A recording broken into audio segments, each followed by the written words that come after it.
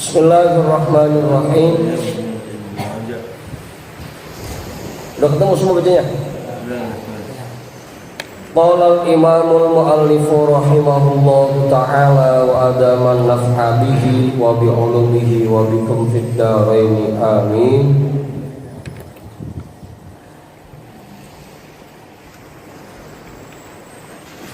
Wa rawa Ibnu Majah annahu sallallahu alaihi wasallam qala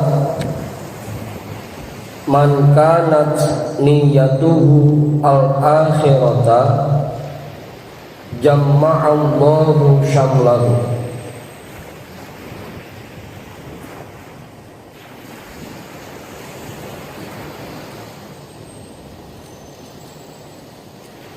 Jama'allahu syamlahu wa ja'ala binahu fi qalbihi wa atathu dunya ragimatan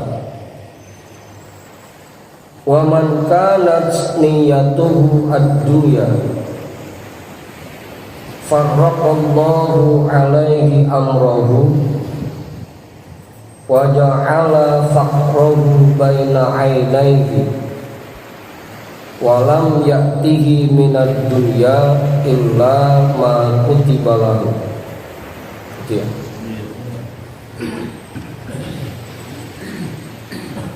Warwa Ibnu Majah, dan meriwayatkan oleh Imam Ibnu Majah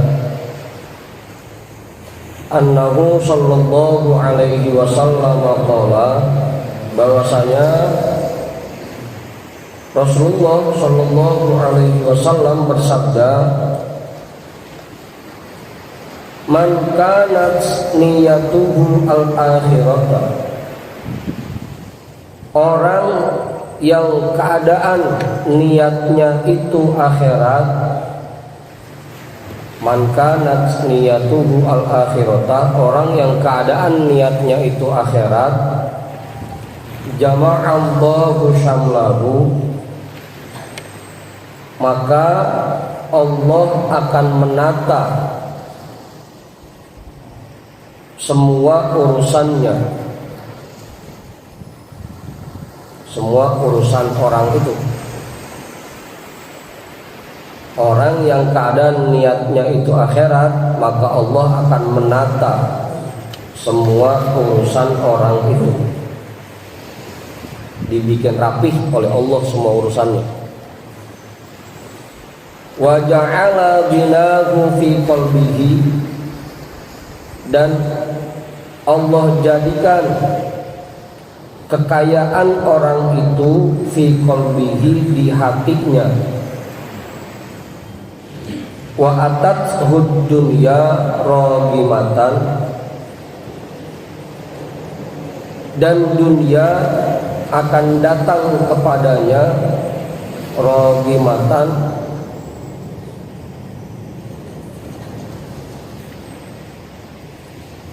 dengan tunduk.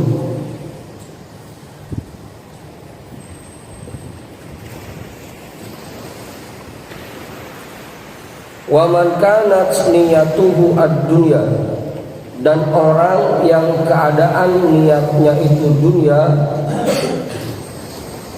farraqallahu alaihi amrahu, maka Allah akan mencerai-beraikan, farraqo, atau kalau bahasa gampangnya menghancurkan, dah dibikin berantakan. Apa kok? Tahu kok? Allah akan membuat berantakan seluruh permasalahan orang itu. Kalau yang tadi niatnya buat akhirat dibikin tertata, dibikin rapi. Kalau yang niatnya dunia dibikin berantakan semua urusannya. Wa ja'ala faqrahu baina 'ainaihi, dan Allah jadikan kefakirannya berada di hadapannya, di antara kedua matanya, berada di antara kedua matanya. Walam ya'tihi minad dunya, dan dunia tidak datang kepadanya. Walam ya'tihi itu tidak datang kepadanya, minad dunya, dari dunia, illa ma kutiba lahu, kecuali apa yang dicatat untuknya. Betul, jelas. Jadi ada dua nih.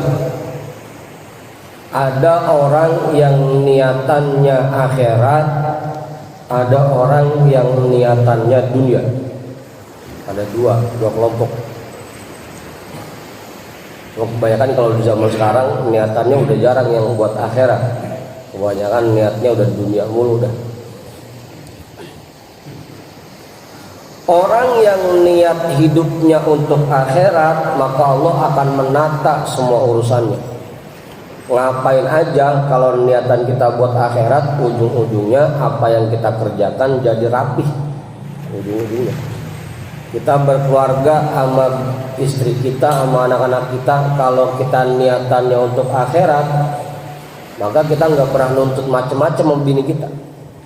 Yang penting melihat bini masih sholat, anak masih pada rajin sholat, rajin ngaji, udah. Nggak pernah nuntut macam-macam. Yang bikin kadang-kadang keluarga kita ini mudah berantakan, berantem mulu tiap hari sama bini, itu karena kita seringan nuntut macam-macam. Yang itu berdasarkan kepengenan kita, hawa nafsu kita. Akibatnya karena kita nuntut macam-macam yang itu buat kepentingan diri kita, bukan buat akhirat, berantem dengan bini. Tibang gara-gara bini telat masakin, tibang gara-gara bini telat nyeduin kopi, tibang gara-gara bini telat beberes, habis kita marah-marahin. Itu karena niatannya bukan akhirat. Kalau niatannya akhirat, yang penting saya mah ngelihat istri masih pada sholat, udah girang udah. Yang penting asal ngelihat bini masih patuh sama suami, udah girang udah. Karena niatannya akhirat. Jadinya kagak nuntut macam-macam sama bini.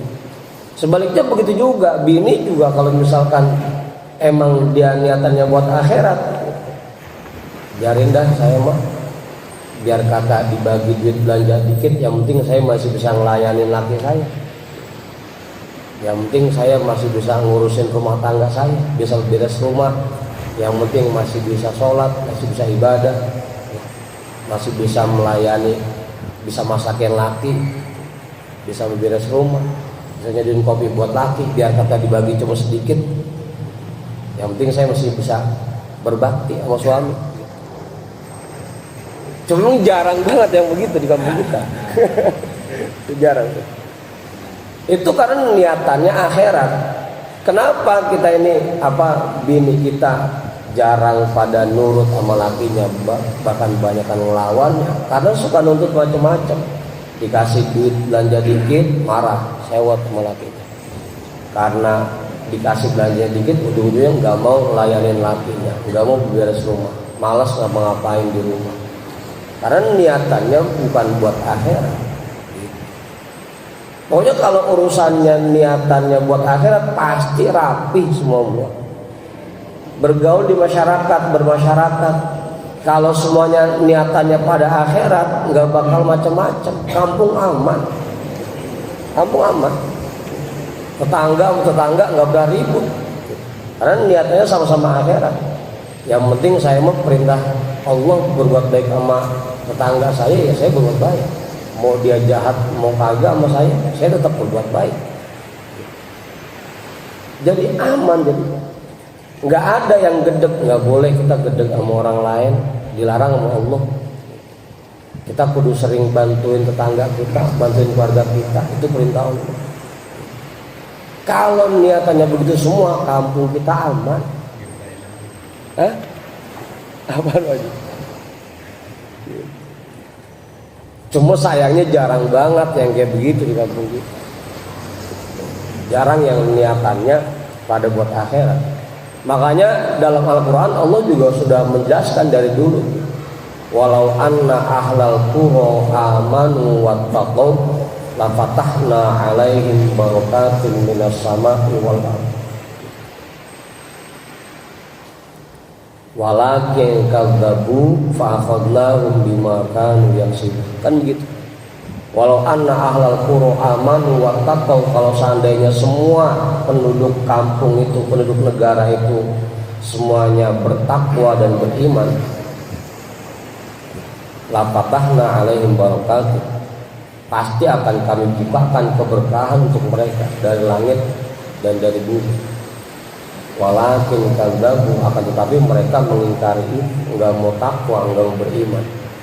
Ujungnya akhadnahum bima kanu yaksibun, kami siksa mereka dengan apa yang mereka kerjakan. Jadilah sekarang banyak kejadian musibah macam-macam. Di kampung kita enggak kurang-kurang kejadian bocah pada tawuran, begal segala macam. Penyebabnya karena penduduk kampung kita udah berkurang takwanya, jauh dari Allah. Dan niatannya bukan lagi buat akhirat, niatannya udah berubah jadi buat dunia. Bodo amat dah, nanti di akhirat mau disiksa, mau masuk neraka, gue bodo amat. Nggak pernah mikir akhirat, yang dipikirin yang penting di dunia saya punya duit banyak, bisa senang-senang, bisa poya-poya, itu mulu yang dipikir. Akhirnya pengen senang-senang nggak punya duit, kan jadi nyolong, jadi nyopet gitu. Sekarang banyak kejadian orang terjerat pinjol, kan karena begitu. Pengen senang-senang di dunia tapi duit kagak, usaha kagak punya, gaji kagak, ujung-ujungnya kan pinjol dah, minjem gitu.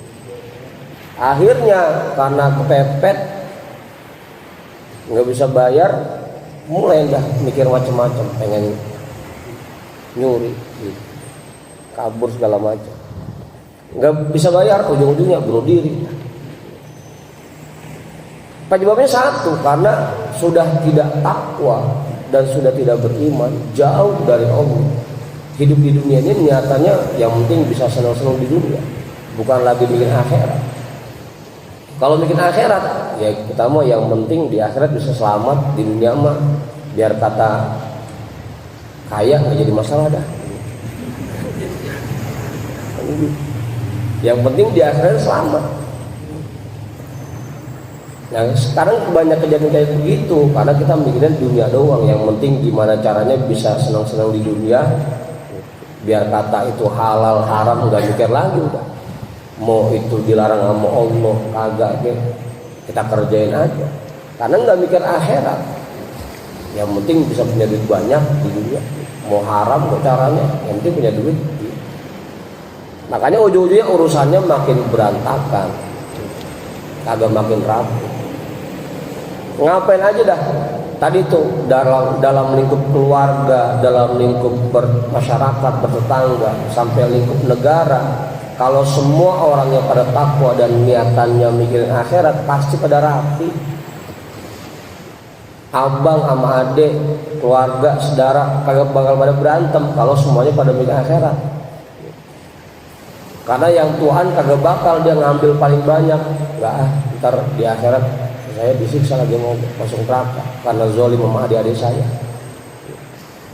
Karena mikir begitu nggak bakal ribut abang sama adik. Abang juga jadi adil, udah bagi rata aja, emang semuanya anak baba kan begitu. Karena mikirnya akhirat. Kenapa yang paling gua bisa ngambil paling banyak? Agak mikir akhirat bisa, yang penting gua dapat benda paling banyak di dunia. Bodo amat ada adik gua mah. Kagak pernah mikirin akhirat pisan. Ujung-ujungnya urusannya berantakan semuanya kan gitu. Itu tuh maksudnya man kanat niyatuhu al-akhirata jama'allahu syamlah. Orang yang niatannya akhirat pasti urusannya dibikin rapi oleh Allah. Pasti rapi. Sebaliknya orang yang niatannya dunia, pengennya yang penting senang-senang di dunia, pasti dibikin berantakan semua urusannya. Keluarganya kagak adem pisan, nggak rukun, pada berantem, sama tetangga juga berantem mulu. Urusannya karena dia niatannya bukan lagi mikirin akhirat, gimana caranya biar nanti saya selamat di akhirat. Yang dipikirin gimana caranya saya di dunia bisa hidup enak, hidup seneng. Cuma itu doang yang dipikirin. Ujung-ujungnya semua urusannya berantakan dan dia jadi menghalalkan segala cara. Banyak sekarang anak gadis yang pada hamil di luar nikah. Apa penyebabnya? Karena cuma mikirin gimana senang-senang di dunia, nggak mikirin bisa ntar di akhirat. Kalau zina disiksa sama Allah, nggak mikir. Mikirnya yang penting senang-senang di dunia udah.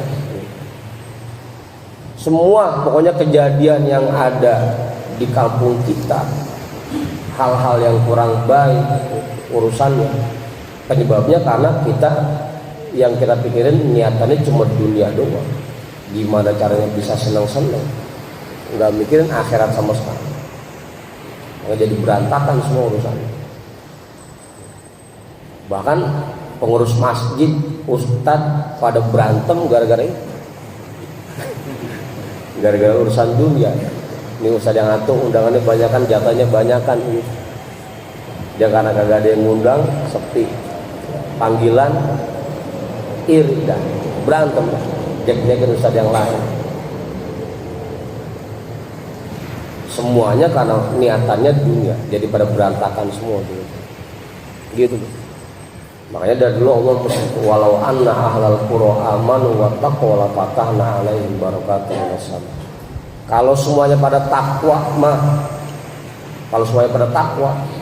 pasti hidup kita penuh dengan keberkahan. Nah, ciri-cirinya orang takwa apa sih? Di surah Al-Baqarah cirinya gampang. Yang pertama, yu'minuna bil ghaibi, meyakini tentang hal-hal yang gaib, meyakini tentang adanya hari kebangkitan, bahwa nanti kita di akhirat akan menerima semua yang kita kerjakan di dunia. Mau kalau kita kerjaannya baik, yang terima imbalannya baik. Kalau kita kerjaannya buruk, terima balasannya buruk. Yakin itu. Makanya kita juga hidup jadi yang nggak berani sembarangan. Karena kita yakin bahwa nanti kita akan menerima imbalan dari apa yang kita kerjakan. Kalau sekarangnya jahat mulu sama tetangga, jahat mulu sama keluarga, nanti di sono kita terima balasan yang buruk. Kalau sekarang kita baik sama tetangga, baik sama masyarakat, sama warga, sama semua orang kita bersikap baik, nanti di sono kita imbalannya dapat yang baik. Tanamkan keyakinan itu, jadi takwa dah. Makanya urusannya di dunia jadi rapih, jadi nggak berani zolim, nggak berani nyakitin orang lain, nggak berani menghina orang lain. Rapih semuanya. Yang pertama, yang kedua, wa yuqimuna sholat, selalu mendirikan sholat, selalu beribadah kepada Allah. Yang ketiga, wa mimma razaqnahum yunfiqun, selalu menginfakkan apa yang Allah anugerahkan kepada mereka. Di kampung kita aja, kita sendiri dah ngalamin. Kalau ada orang yang baik bener, kagak pelit sama hartanya, pasti dia ngapain aja kita dukung, kita jagain rumahnya, ngapain aja. Yang penting jangan pelit aja. Wa mimma razaqnahum yunfiqun. Orang takwa. Biar kata orang bader banget kagak sholat dah, kalau baik mah kita tetap aja mas ngomongnya begitu. Dia biar gitu-gitu gue kagak pernah pelit itu sama orang. Dia kata gitu-gitu gue. Ciri-ciri orang takwa. Selanjutnya ada lagi wa yunfiquna fis sarra'i wad dharra, di surah Al-Imran tuh. Menginfakkan hartanya baik ketika lagi senang maupun lagi susah. Terus wal kaziminal ghaiza, selalu menahan emosinya, menahan amarahnya. Ya kan kadang-kadang gampang banget sewot sama orang. Cuma kesinggung dikit, orang salah ngomong dikit langsung emosi langsung. Itu penyakit kita. Makanya jadi sering ribut sama tetangga, pada ribut sama saudara, pada ribut keluarga, pada ribut. Karena gampang marah, gampang emosi, nggak bisa nahan itu. Terus wal afina anin nas, cirinya lagi orang takwa selalu memaafkan orang lain. Kagak bakal ada yang ribut sampai tahunan, sampai bulan-bulan kalau saling memaafkan. Orang tiba salah ngomong dikit ya, tiba salah ngomong dikit udah maafin aja apa.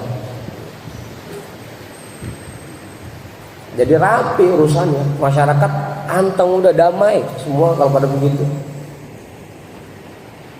Ini karena kitanya susah maafin orang lain, kagak mau nerimain kesalahan orang pisan, ujung-ujungnya berantem mulu. Padahal satu RT, belum lagi ntar tahu-tahu saudara, pas diruntut-runtut ke belakang ke atasnya, gini masih saudara gini nggak, pada ribut aja. Karena tidak bisa memaafkan kesalahan orang lain. Yang terakhir, wallahu yuhibbul muhsinin, Allah sangat suka dengan orang-orang yang berbuat ihsan, berbuat baik. Terserah dah dia mau pelit dia mau jahat yang penting tugas saya selalu berbagi, yang penting tugas saya selalu berbuat baik sama orang lain. Bodoh amat ntar dibalasnya baik lagi, dibalasnya jahat, tetap saya mau berbuat baik, tugas saya. Kalau semua orang kampung kita pada punya pikiran begono, insya Allah kampung kita damai, nggak bakal ada kejadian macam-macam. Lagi-lagi penyebabnya, kenapa di kampung kita banyak urusan yang akhirnya pada berantakan, kampung kita ini kacau? Karena kitanya jauh dari Allah, kitanya nggak takwa, dan kitanya hanya mementingkan urusan dunia, kagak mikirin akhirat pisan urusannya. Apa Ustaz? Itu ini Pak Jokowi samping kiri saya ini, wah ini baik, sabar semua ini sabar diri,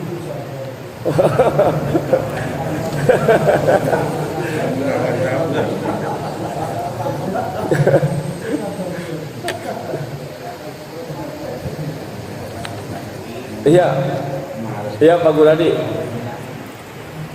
Alhamdulillah. Kalau ada yang sabar mah alhamdulillah. Saya juga anak soleh ini.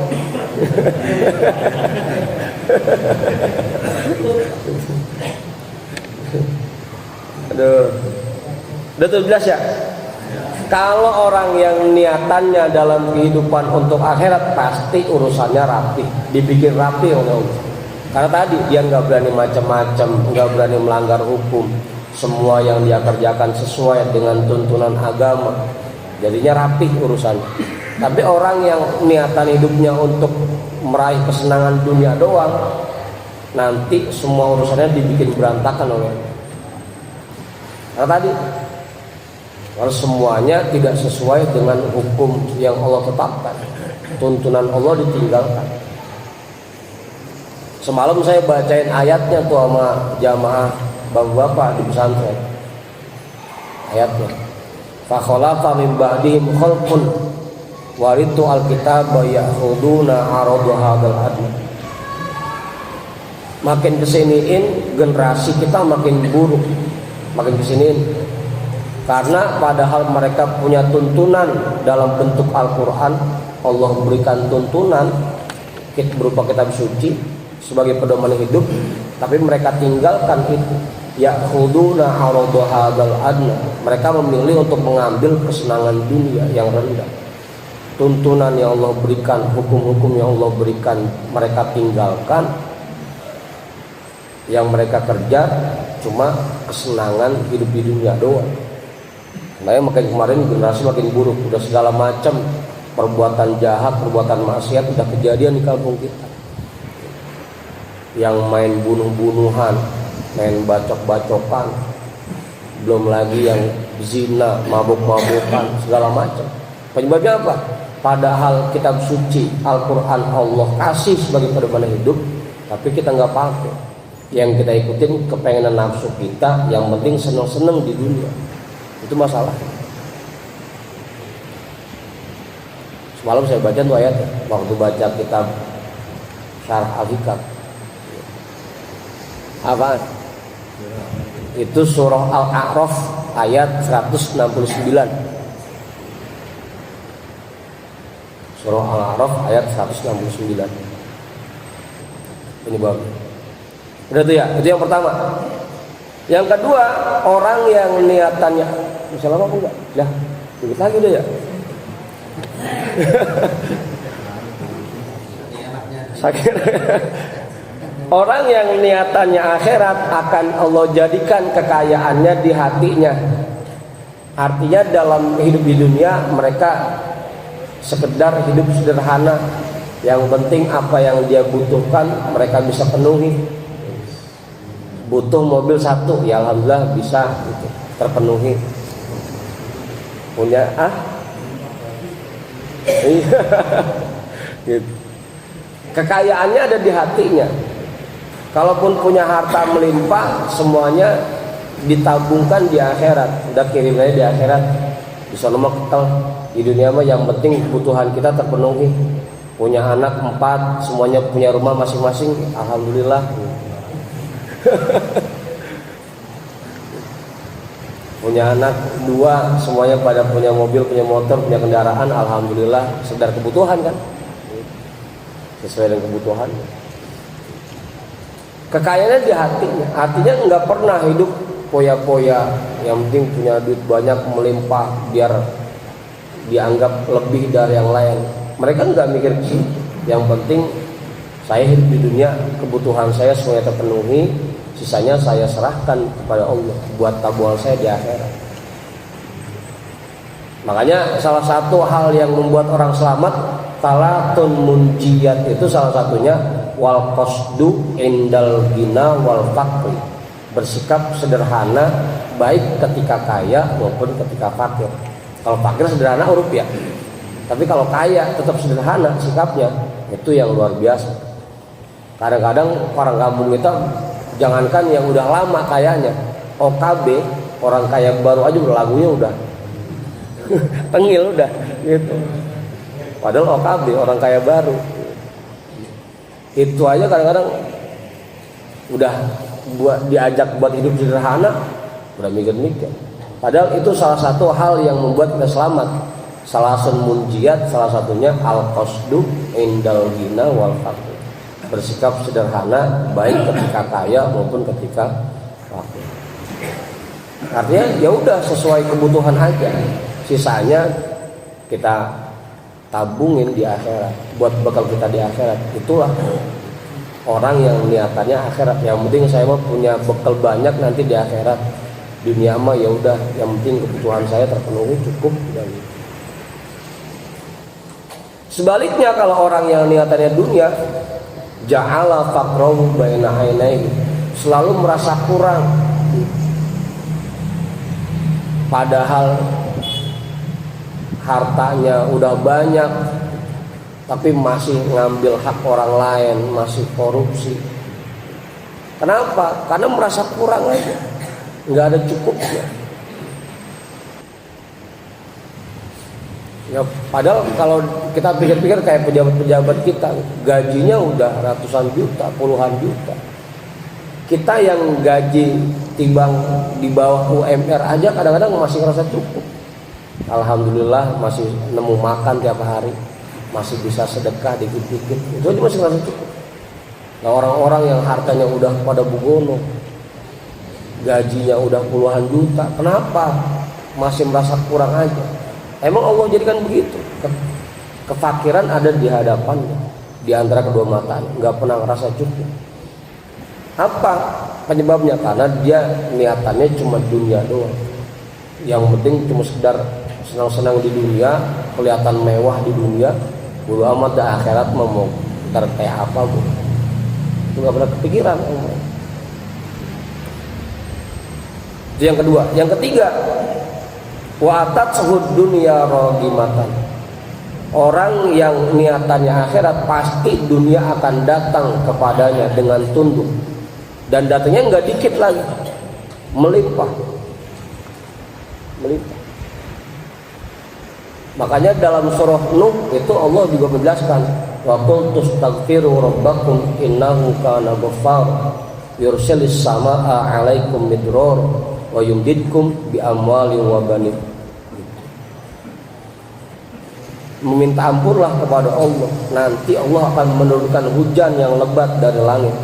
Ya, hujan artinya kan rezeki. Wa yumdidkum bi amwali wa banin, dan Allah akan melimpahkan, memberikan kepadamu harta yang banyak dan anak-anak yang baik-baik. Ya. Kalau kita takwa, kita dekat sama Allah, niatan kita akhirat, pasti itu akan diberikan. Wa yumdidkum bi amwali wa banin. Bahkan ada ulama yang ngambil dari ayat ini, kalau pengen diberikan rezeki yang melimpah oleh Allah, banyakin istighfar. Minimal sehari semalam 10.000. 10.000. Ya kalau emang kebanyakan ya cukup dah 100.000 gitu istighfarnya. Nggak kuat. Ya minimal 100 dah. Rasul aja kan sehari semalam 100 amalannya. Ada yang ngambil juga sholawat juga kan, itu penghapus dosa juga. Kalau pengen diberikan rezeki yang melimpah, banyakin sholawat. Minimal sehari semalam 1.000 atau 100 dah minimal. Kadang lihat ayat itu, wa qul tastaghfiru rabbakum innahu kana ghaffara yursilis samaa'a 'alaikum midrara wa yumdidkum bi amwalin wa banin. Nah, kalau orang yang niatannya dunia doang, jauh dari Allah, enggak kepikiran akhirat, enggak mau ibadah, malas sama ibadah, akhirnya walam ya'tihi minad dunya illa ma kutibalah. Dunia tidak akan datang kepadanya kecuali yang dicatat. Itu pun cuma sedikit jatahnya. Nah ya, kita baca Fatihah. Mudah-mudahan kita semua bisa memperbaiki ibadah kita dan meniatkan hidup kita ini untuk akhirat. Ala hadhihi niyyah al-Fatihah. A'udzu billahi minasyaitonir rajim. Bismillahirrahmanirrahim. Alhamdulillahi rabbil alamin. Arrahmanir rahim. Maliki yaumiddin. Iyyaka na'budu wa iyyaka nasta'in. Ihdinas siratal mustaqim. Siratal ladzina an'amta 'alaihim ghairil maghdubi 'alaihim